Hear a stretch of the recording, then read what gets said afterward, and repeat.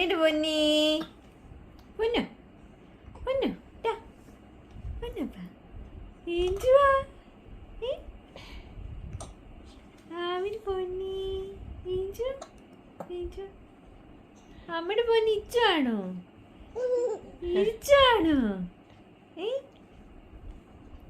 ഇരുന്നിട്ട് എല്ലാരും കാണുന്നുണ്ടാ ഇച്ചാണ് കാണുന്നുണ്ടാ എല്ലാരും ഉണ്ടാ സുഖമുണ്ടാ ഇരിക്കാൻ സുഖമുണ്ടാ പൊന്നാ ഇത് പൊന്നോ